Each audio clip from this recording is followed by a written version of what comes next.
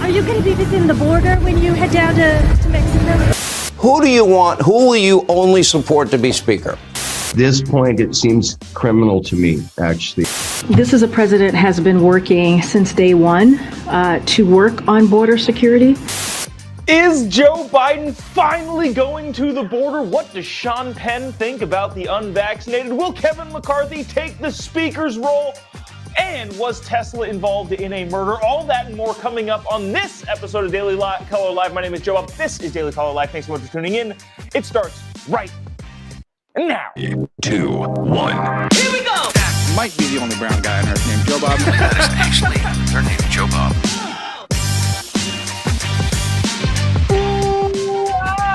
From the dingy bunker, completely cut off from the outside world, except for you fine folks. My name is Jobob. This is Daily Caller Live. Thanks so much for tuning in on today. It is January 5th, the year of our Lord 2023. So good to have you. So much to get to. Is Joe Biden finally going to make preparations to go to the border? Are those his intentions? He actually said so on Tarmac that we'll get to first right off the bat. But also, you got to stick around for the Sean Penn stuff. Actor, I guess you could call him a philanthropist. Some call him an investigative journalist, but apparently also nutso. And more of the embarrassing House stuff that we'll get to all of that. To start things off here, let's get to this. Did Joe Biden promise to visit the southern border in a press gaggle outside of where he's Air Force One or wherever he was going yesterday? Is that what happened? Let you say for yourself. Check this out. This is again Joe Biden being asked, so he's going to Mexico, and then while in Mexico, somebody asked, hey, since you're already going to be there, are you going to go to the border? Listen to what he says. Oh, also, by the way, if you haven't already, would appreciate you clicking the little like button and the little share button or the little emoji button, maybe the ha, finally he's going to the border. Whatever you feel in your heart, you want to click the little emoji thing.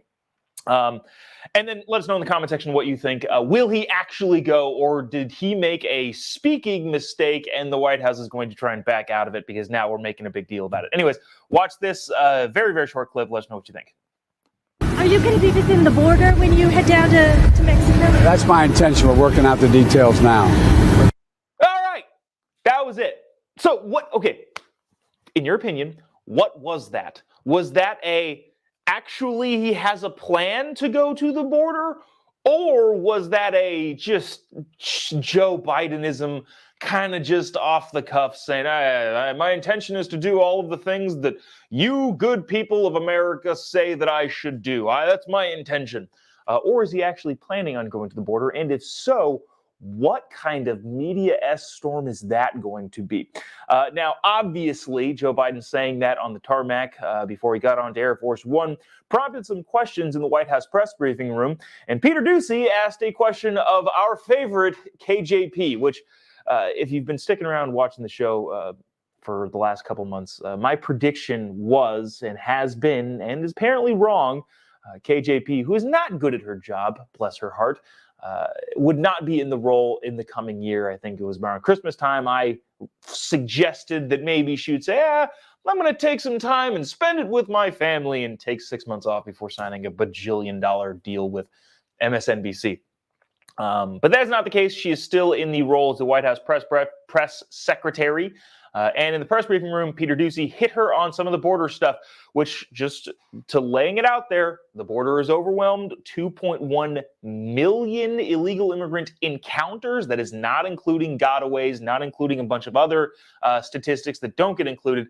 2.1 million, which is the highest ever in the history of keeping track of the border. The border is overrun. We all know this. I don't want to keep beating a dead horse with this. But this is what KJP said when Peter Doocy asked. Check it out. Does anybody around here think that the southern border is secure? What I can tell you is this is a president has been working since day one to work on border security, to make an immigration a priority. That's why he put forth a comprehensive immigration reform plan legislation. And here's the thing. As the president is coming forward and trying to come up with solutions, the difference here is that you have Republicans, as you know, who are doing political stunts.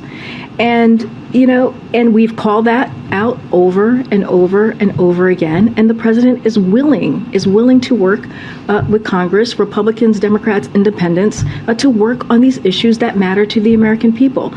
But this is an issue that the president has taken very, very seriously since day one of his administration. Okay. I would love to hear in the comment section, do you believe that? Has President Biden been taking the border very seriously since day one of his inauguration? Yeah, not so sure about that. Let's get to some of the comments here, which I think are kind of interesting. Wendy says he has no idea what border he's supposed to go to. That's kind of funny. Let's see. Oh, Judy says, I'll believe it when I see it. That's where I am too. I'm kind of like, yeah, I will believe that you're going to the border when you get to the actual physical border. Because remember, Kamala Harris went to a border city, which was like 15 miles away from the border and didn't go to the border itself. Annette says, he ain't going. Yeah, I think that's probably correct. This is kind of interesting. Karen said, President of the U.S. should visit all states and borders. That might be a lot. I can understand that the president may not. But, in 4 years, yeah, maybe visiting all the states isn't that difficult. And then Bill says, Baloney Joe is phony. I like it. That's wow. Some of the comments, you guys crack me up in the comment section here. Stacy says, do they have ice cream at the border? Yeah, that's a better indication of whether or not Joe Biden is going to the border, whether instead of if the border is being overrun, if they have ice cream. Maybe that's what we should do. Maybe we should all crowdfund to put an ice cream shop of that exclusively sells mint chip, which I believe is his favorite ice cream flavor, at the border. And then maybe, just maybe, he'll go to get the ice cream, of course, and probably not look to the other side and see anything going on there. So that's about enough of that. That's we'll see, and we'll all collectively find out together. You know what? We've talked about the speaker so much that I'm going to save that until a little bit later, because I feel like you all have to see this. Sean Penn. Are you familiar with Sean Penn? He's an actor, very, very talented actor, by the way. Having said that, I am one of those people who I'm trying to figure out this whole public image thing. I've never understood actors and their ability to affect social change just because they're pretty and can pretend well. It's never made sense to me, but that's just the way that society works. So Sean Penn is a big deal in the cultural world too. Remember, he interviewed El Chapo when El Chapo was escaped from a Mexican prison. Sean Penn found he's been involved in politics and all this stuff for a very, very long time. What qualifications he has to do that sort of thing, I don't know. And I'm not saying that you have to have journalistic qualifications to be involved in politics. But at the same time, I think he's more of a good actor than he is a smart and intelligent person, evidenced by this video. He was asked, I wasn't able to get the actual question on, so let me read you what the question was. That he was asked. Oh, shoot, where is it? Sean Penn was asked by an interviewer on Extra while doing a press junket for his movie, what goes through your mind when you hear a lot of anti-vax rhetoric? So Sean Penn went on Extra and was asked, what goes through your mind when you hear a lot of the anti-vaccine rhetoric? And this is what he says. Take a listen to this.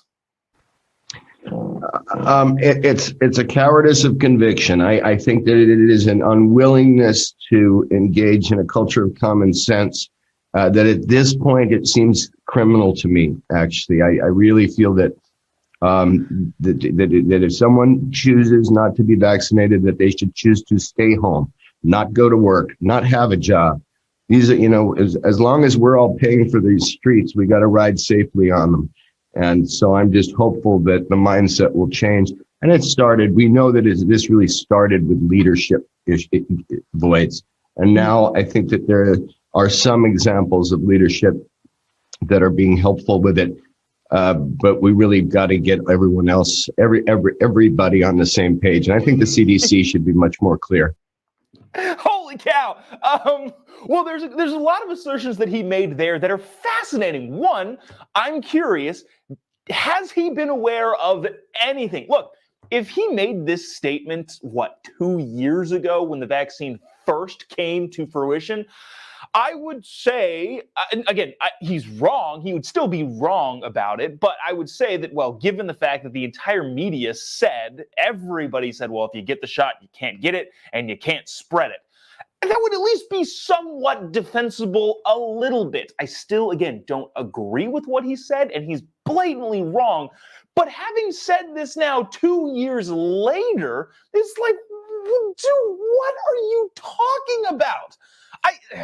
There's that. Then he says something that makes an argument against some sort of policy that I would imagine he would agree with. He says, well, we're all on the same page. We got to get on the same road. I forget what he specifically says. We're all on the same track here, and we got to work together and all that sort of stuff. And if you're not vaccinated, you should be thrown in jail and pressed criminal charges against, which is hilarious because that is my argument against socialized medicine.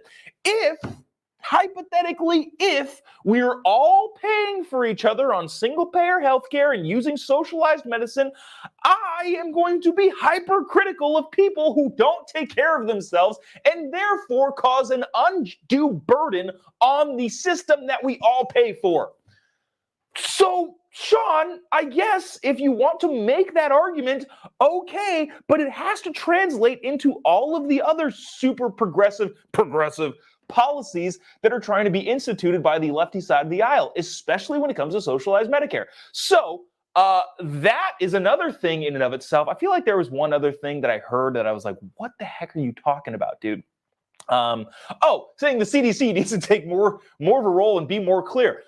Maybe I actually don't disagree with that. The CDC is wildly unclear about everything.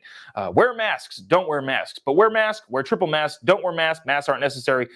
Take the shot, don't take the shot. The CDC hasn't made sense in a very long time. So I guess maybe we can find some common ground and say that, yes, Sean Penn, I agree with you. The CDC does need to be more clear. And I would add to that, stop lying to us, because apparently it pollutes the way that you think about the shot and all of that sort of stuff. All right. So it's funny in the comment section here. Sometimes I can't tell if people are commenting to the video, or me. Somebody said, you're an idiot.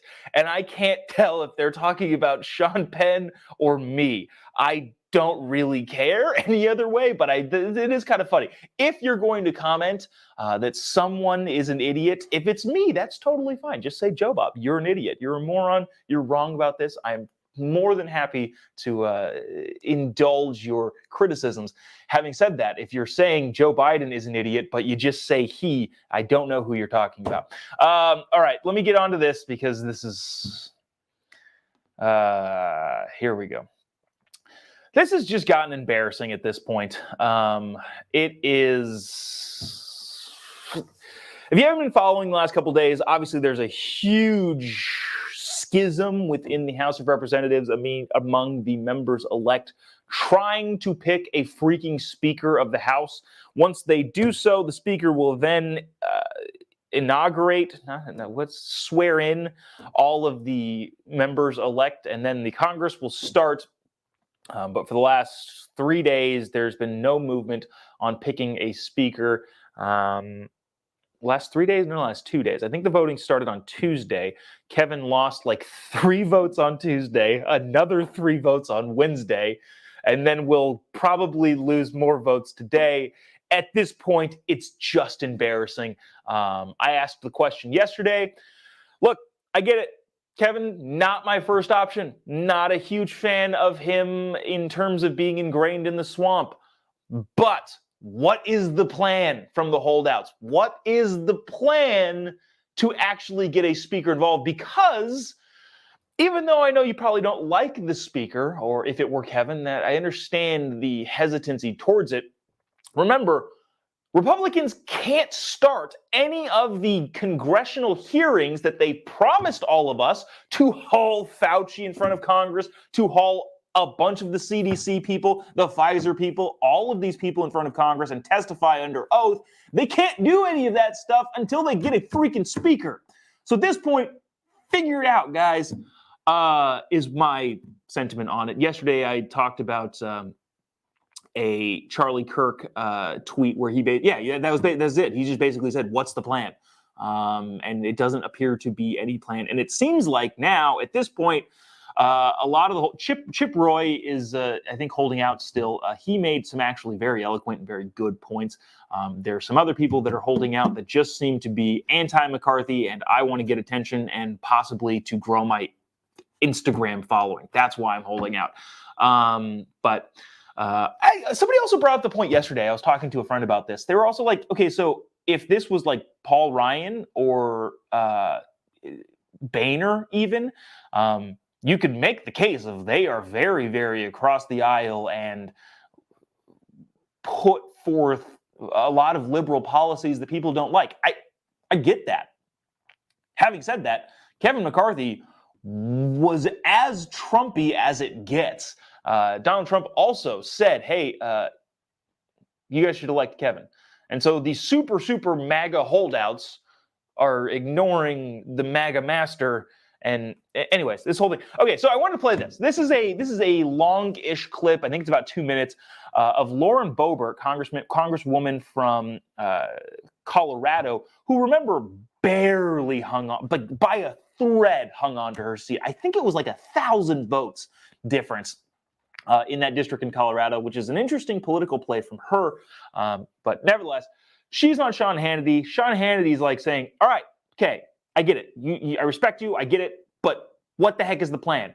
And I thought the exchange was kind of fascinating. Watch this. It's a little bit longish, and we will discuss kind of on the other side. There's also some interesting stuff said about Byron Donalds, because Byron Donalds also got some votes yesterday. And we'll see what happens with that. Anyways, watch this clip. We'll discuss on this side. Also, if you haven't already, there's more of you currently watching than have clicked the little like button in the entirety of this live show. So if you wouldn't mind, click the little like button and the little share button, and let us know in the comment section what you think. I know there's probably going to be a lot of you that are anti-Mr. Kevin. But again, my question is, what the heck are we doing? Let's figure it out. Watch this from Sean Hannity's show last night on Fox. And one of the things that I've been asking people, I'm asking you tonight, who is your final choice for speaker? And if you can't get more than, let's say, 30 votes, will you follow your own advice that you were asking Donald Trump and withdraw? There are certainly names that are being floated around. And hey, maybe I should nominate President Donald J. Trump tomorrow. But Sean, I did watch your show last night. And I want to set the record straight on this motion. We're going to pick Jim Jordan one day, Donald's the other day, Trump the next day? This motion to vacate, because he did not give us this motion to vacate. I'm showing there's a whole consensus of other candidates that could be nominated. I'm trying to understand how you're thinking here. This motion to vacate, Sean, you need to understand that Kevin McCarthy did not give us my hard red line. He fought for it. And this is a century-old, no, he did not. No, I know that he made the promise. That was written by Thomas Jefferson. I know he made the promise since because 1837 with 5 members, Sean, with 5 members, not one member to offer the motion to vacate. So my question is this: Nancy Pelosi's you haven't answered my question. So if you have. You cannot demand more responsibility. Yesterday you supported Jordan. Today you're supporting Donald. That's not the way this works. We need a check and a balance on the third in line. Who is your fight? Let's have a final answer. Who do you want to be Speaker of the House? Maybe that's for the conference to decide. We need to come together. Who do you want? I'm asking who you want. What does it look like, life after Kevin? We need to find somebody who can actually unify the Republican Party. I have offered plenty of names. Let some other folks start offering other alternatives. 203 people and you have 20. I respect the 20 of you. I respect all of you. But I'm asking you, based on your own words, you as well. Who is your final? Let's have a final answer. Who do you want? Who will you only support to be Speaker? It's not that hard. I am willing to have conversations with the Republican conference to come up with a consensus candidate. So that was fiery. I want to get to some of these comments because these comments are hilarious. Not hilarious. And they go both ways. Like this is my only thing is figure it the heck out, guys. So there's a lot of people that say stuff like this, and this is not, I'm not trying to belittle or demean or anything, but Gustavo says it's a democracy in action, get a better candidate. I get that. There's a lot of sentiment to that. Having said that, remember the Republican conference got together earlier in December and said, hey, this is the guy who we're voting for. 85% of them won 85% of them voted. 85% of people are voting in that particular party. You got to figure it out, guys. Like, it shouldn't have taken this long to figure out that there were going to be the couple holdouts and to try and figure out what to do with those holdouts. And on the holdout side, there was ample time for you to get what you wanted. And I'm guaranteeing the leadership doesn't want this either. They want something to get figured out. So if you wanted something, why didn't we do this a month ago at the conference? And Dan Crenshaw's talked about this, and then Tucker and Dan Crenshaw got into it. Tucker on his show via something Dan said. This is all, this is ridiculous. Like at this point, I think Ronald Reagan said something along the lines of, if I agree with you 80% of the time, I consider you a friend, an ally, and a colleague, as opposed to a 20% disagreeer. So I don't know. Phil says elect Kevin, which is okay. That's fine. But there's also Carla that says Kevin McCarthy has no integrity. Ryan says not McCarthy, which is again fine. Karen says she has no answers. That's my main point here is, all right, okay, you don't want Kevin. That's fine. You're going to hold out. You don't like Kevin. Cool. What the heck is the plan? Yesterday, somebody nominated Byron Donalds, who good dude. I've talked to Byron a little bit. He's a very smart guy, and I think will have a very, very bright future in the House. But I don't even know if he's wanting the speaker role at the moment, at this point in time. But anyways, I thought this was interesting, and this is kind of deviating away from the infighting in the Republican Party. But Cori Bush, who is a congresswoman from St. Louis, I believe, tweeted this. This is wild. Byron Donalds, who happens to be a black guy, by the way, doesn't matter at all. That's just what it is. Cori Bush, who is a woke progressive part of the squad, said this: Byron Donalds is not a historic candidate for speaker. He's a prop. Despite being black, he supports a policy agenda intended on upholding and perpetuating white supremacy. His name is being in the mix is not progress. It's pathetic. I don't need, do we even warrant that with a response? He's just like, dude, okay. All right, we're calling the black guy being nominated for speaker a white supremacist. Also, fun fact, did you know this? And these are the sorts of things, it's like being kind of in this like media sphere. Some of this stuff is kind of like, oh yeah, like I knew that. And I didn't think we needed to keep repeating it because it's an interesting fun fact, but it's not, I don't know, groundbreaking by any stretch of the imagination, at least in my world. Did you know that the first 53 black men to be congressmen were all Republicans? Did you know that? Did you know that was a thing? Funny how one particular party has claimed all of Black America. We are Black America, and the black people on that side, they're white supremacists. Okay, so were the historically the first 53 black Congress people all being Republican? Was that just kind of like a, I don't know, what happened there? That was back when Democrats ran the KKK in the South. Wow. Anyways, I just thought that was a fascinating tweet from a not so intelligent individual. Yeah, that we'll keep our eyes on this speaker thing. We'll probably talk about it tomorrow, go from there. But I see that we are a lot of people seem to be unenthused with this sort of thing. So we'll move on. Yes, I'm reading some of these comments, and this is hilarious. Oh, this is okay. So I didn't get an answer for this.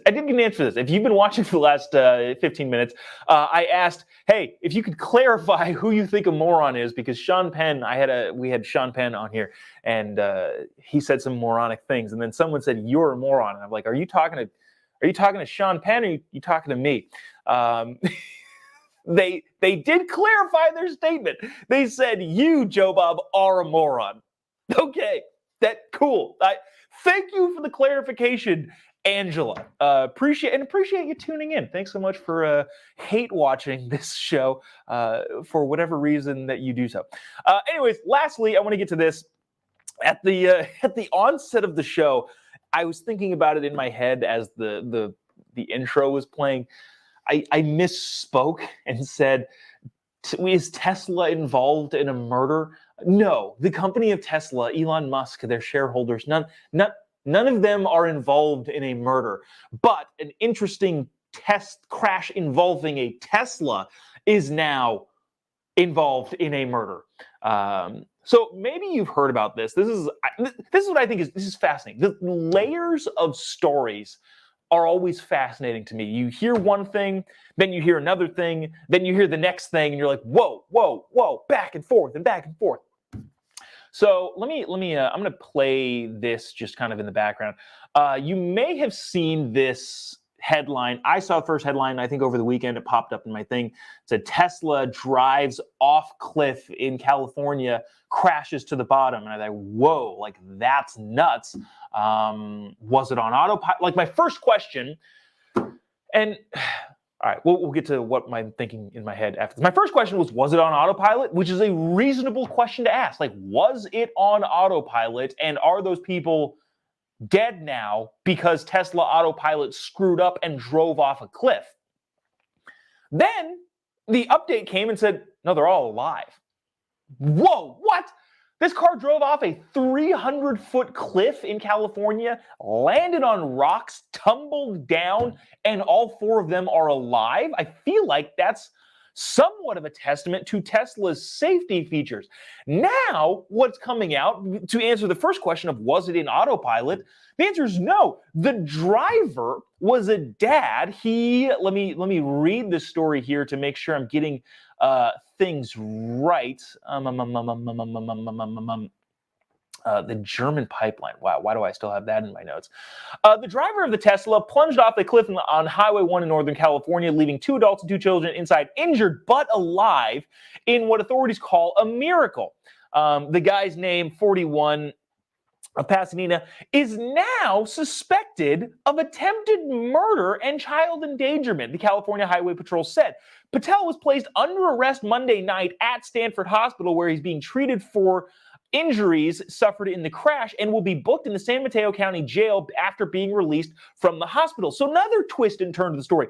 The car crashes. Was it on autopilot? Second, they all live. Wow, miracle. Third, it wasn't on autopilot. The dude probably maybe did it on purpose and failed to kill his entire family. Holy cow, what a story this is. The vehicle's occupants were identified as his wife, his 7-year-old daughter, and his 4-year-old son, which is freaking terrible. Holy cow. Arriving officers and the emergency personnel saw a white Tesla that had gone about 250 to 300 feet down the cliff, according to CHP. Crews rappelled down the car to rescue, heroically, 2 adults and 2 children from inside. They were taken to the hospital because of serious injuries. Wow, that is nuts. Again, there's some kind of like B-roll I gathered from the LA Times, who kind of put some quotes on this. But let's see. So that's wild. This is a wild story. If anything changes, we'll keep you up to date on this. But the guy being charged for murder is a huge curveball that I wasn't expecting to be thrown. All All right. Anyways, let's see. That's probably going to do it for us today. I do. Ryan's so observant. Are you talking about how NATO admitted to blowing up the Nord Stream?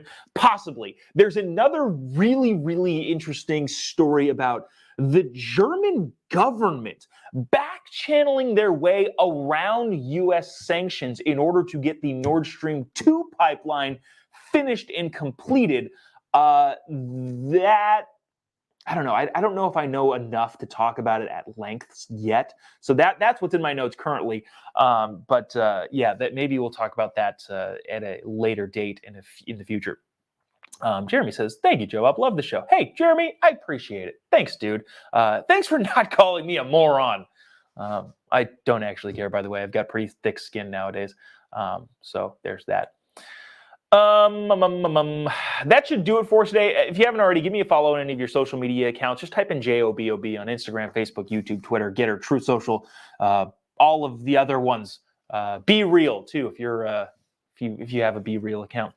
You can find me on all of those social media platforms. Again, just type in JOBOB.